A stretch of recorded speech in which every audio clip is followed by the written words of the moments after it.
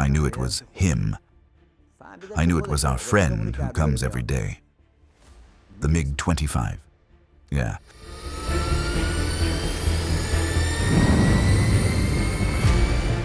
This MiG-25 that was coming from about 40 miles out, their contrail smoke was visible.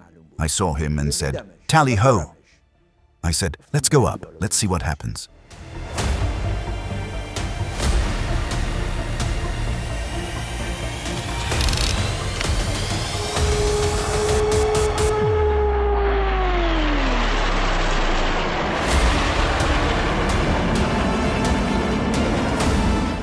I fired a missile at him.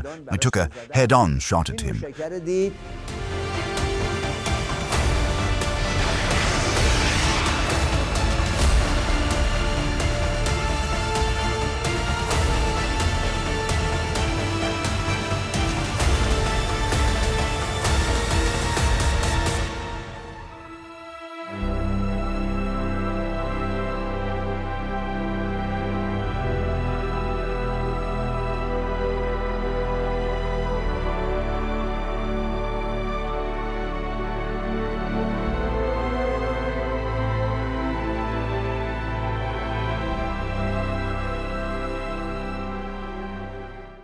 One day, I asked a local from Desful, "Aren't you guys afraid?" He replied, "As long as you guys are at the base, we are here." Well, that was a source of encouragement. Why did the people of Desful become legends? Why did Iraq hold such a grudge against Desful? Of course, we could say there was a grudge, or we could say that they strategically wanted Desful evacuated. Do you know what the importance of Desful was? Its importance lay in the fact that if Desful was emptied, evacuated, or destroyed, the backbone of the war in northern Khuzestan, the airbase would be left empty. Look, one of our sources of morale was that we would look and see that despite the bombings, the people of Desful were still in the city, going about their business. They also saw that the pilots were there, and they took heart. When a city situated next to an airbase and combat forces is evacuated, firstly, logistics, food, and supplies don't reach you. The supply line gets pushed back. Secondly, one's morale drops. Just imagine going into a house all alone and the neighbors are gone too.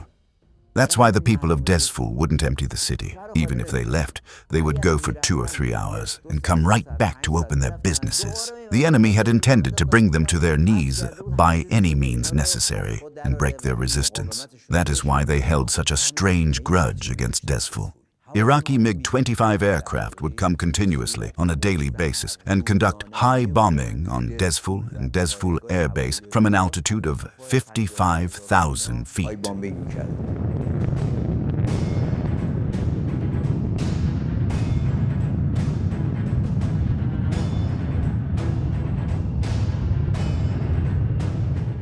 It had essentially become a routine for them, like a task they had to perform every single day. During the years 1986 and 1987, they would come consistently every day and drop bombs on the city of Desful from 55,000 feet. And when a bomb is dropped from a MiG-25 from that altitude, the bomb goes supersonic. It breaks the sound barrier, which, in addition to its explosion, creates a terrifying sound.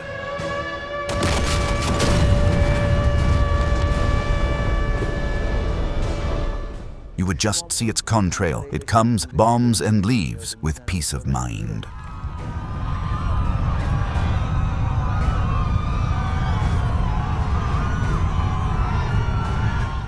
Unfortunately, our air defense missiles couldn't reach its altitude. The service ceiling for F-5 aircraft is set at 45,000 feet, and at 45,000 feet, the aircraft doesn't really have much energy left.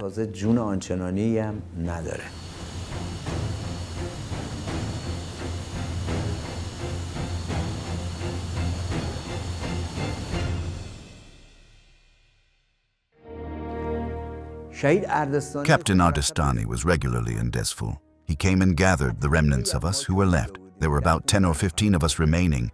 Everyone else had gone. He said, "Guys, this can't go on like this. Let's do something." "Well, what should we do?" He said, "Let's remove the centerline fuel tank of the F-5, lighten it up." This time, if the MiG-25 comes and they sound the scramble for a MiG-25, take off, go as high as you can, and go right into its belly. We said okay. This was against the aircraft's capabilities. The aircraft wasn't built for above 45,000 feet. It has no energy there. I was sitting in alert. They sounded the air raid siren. You run at speed toward the aircraft. Start the jet, strap yourself in, and launch within 5 minutes. Just my luck. Good luck. Or maybe just luck. They rang the alert bell.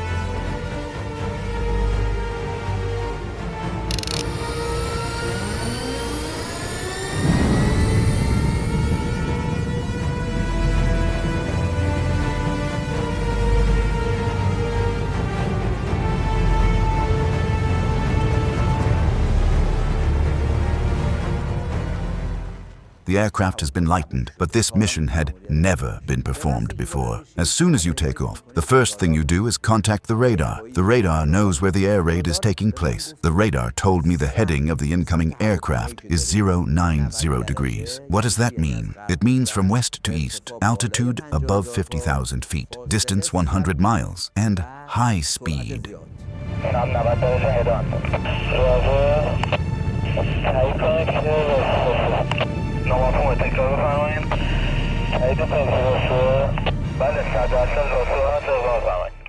I knew it was him. I knew it was our friend who comes every day. The MiG-25. Yeah.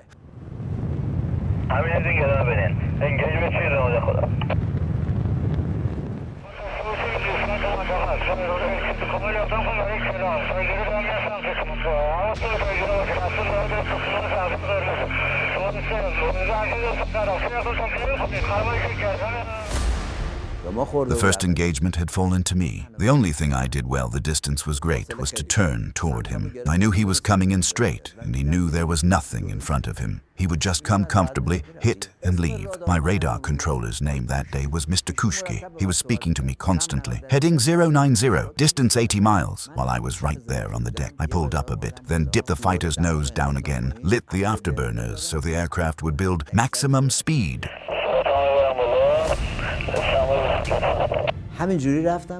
This MiG-25 that was coming, from about 40 miles out, their contrail smoke was visible. I saw him and said, "Tally-ho!" I said, "Let's go up. Let's see what happens."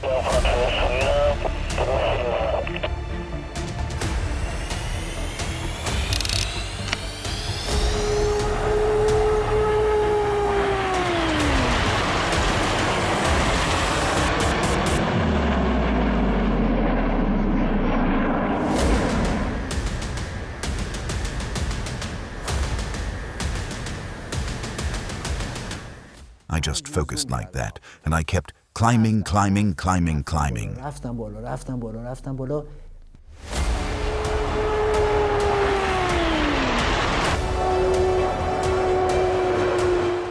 I saw 51,500 feet. Now the aircraft is buffeting.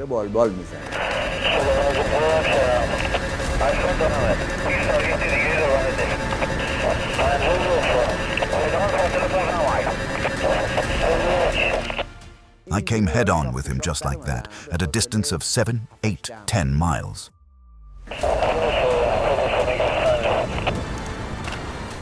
The first thing I saw was how massive and imposing this aircraft was. Silver-colored. It was a monster.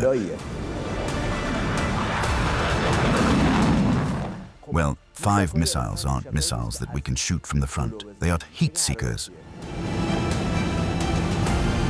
I told myself, this is what we have. And I fired a missile at him. I took a head-on shot at him.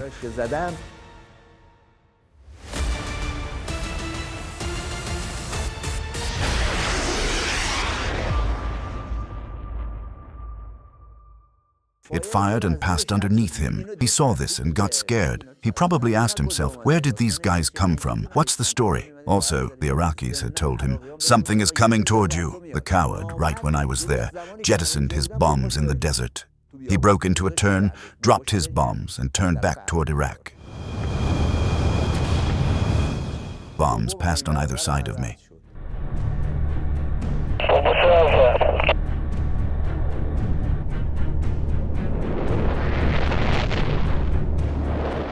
When he dropped the bombs, he banked hard. Now the aircraft is struggling. At 52,000 feet, it's really struggling. I fired the second missile.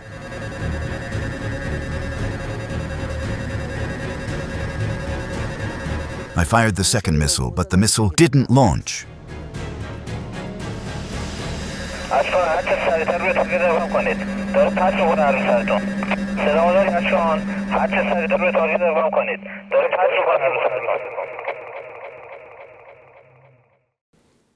As he banked away, I wasn't paying attention. Suddenly, I heard two loud bangs. The entire cockpit fogged up.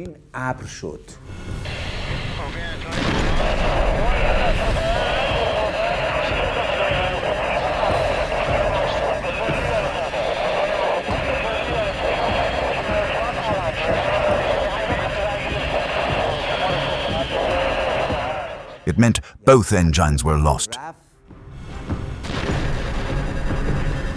The aircraft has no energy. You shouldn't go there. Both engines quit. When the engines go, cabin pressure goes too. When cabin pressure is lost, a mist fills the cockpit.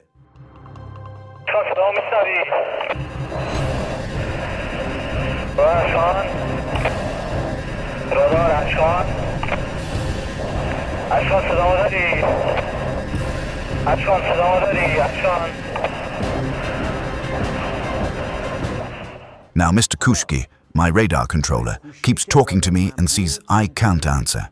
When cabin pressure is lost, you can't speak. Your eyes feel like they are popping out of their sockets. Your ears feel like they are bursting.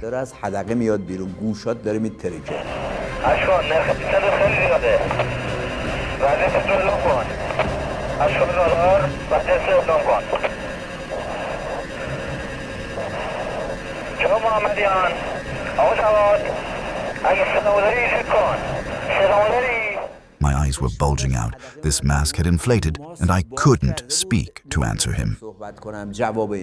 Kushki kept saying, your altitude is currently this. When the aircraft lost its engines, the nose dropped rapidly. The radar officer sitting there thought I had been hit. Now he keeps asking, status? I can't speak. The aircraft has lost both engines. Cabin pressure is gone, electrical power, and everything is gone. I just started gliding like that.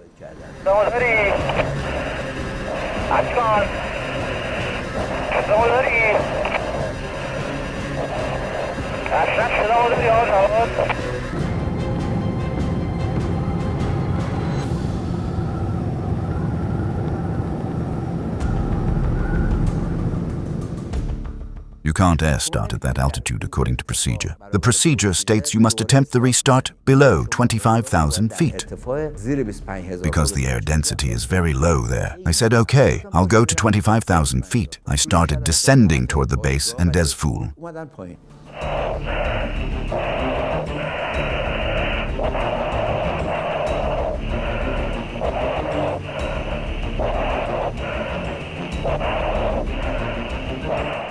I reached 25,000 feet. Now I can't speak at all. I told myself, okay, let's restart. Hit the start button. The right engine didn't catch.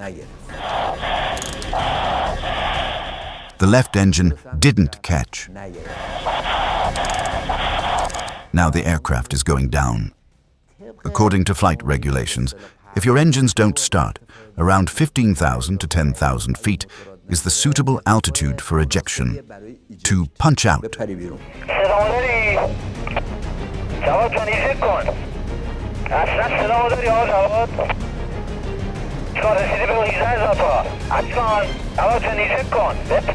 There, I just said one thing to the radar man. Mr. Koshki, I said, I haven't crashed. I'm coming down. My engines are gone. I'm descending. I'm trying to start. He said, so? I said, yeah, I'm in the aircraft. Don't worry.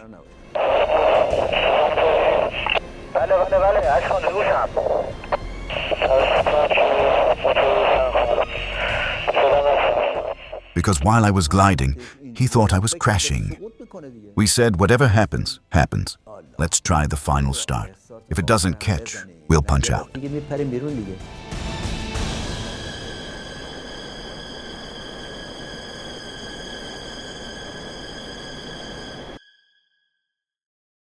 We have something called a Tiger Star. The F-5 starts in two ways. When you are flying, if you slam the throttle into afterburner, that's a Tiger start.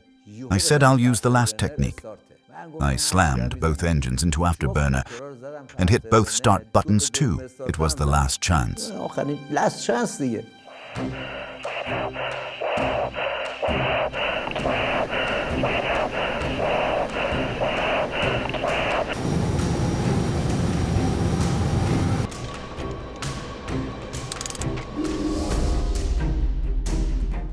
A few seconds later, I saw the right engine slowly spooling up, and my right engine caught. The right engine started.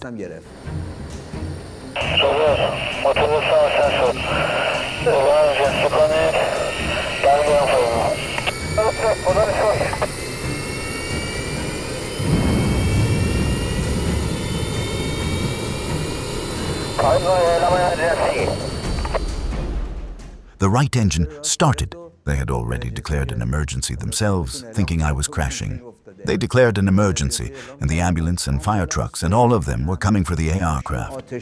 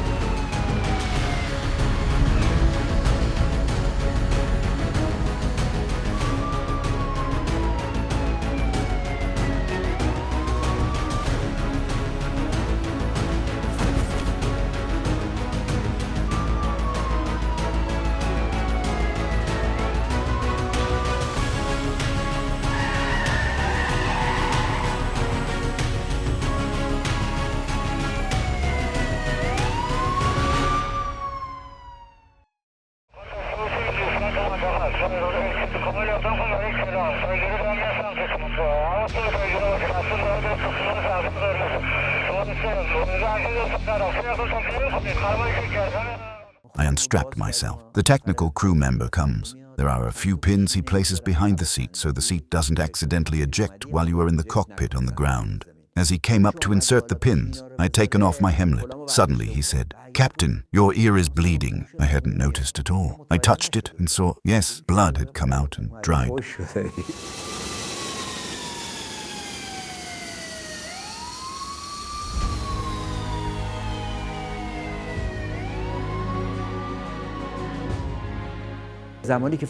What is cabin pressure for? Cabin pressure is to regulate the suitable pressure for you at high altitude. If you jump out of the aircraft at 50,000 or 40,000 feet, the air density is so low that your whole body will suffer.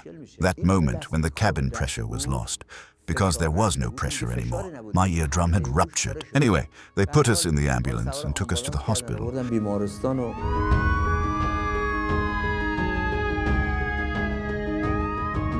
And there the doctor examined me and said, "Is there nothing else wrong with you?" I said, "No, just this." He looked and said, "Your eardrum is ruptured. Anyway, you shouldn't fly for a while, a few days, 10, 15 days, until it heals itself." He gave some instructions to be careful. Even now, after all these years, my right ear's hearing is less than the left. Because when the eardrum heals, it gets a bit thicker. But well, anyway, this was an incident where, in an unconventional momentary engagement, I engaged a MiG-25. This event happened 30 kilometers outside the city of Dezful in the desert, where his bombs had also hit the desert. که بمباشم خورده بود توی بیابونا.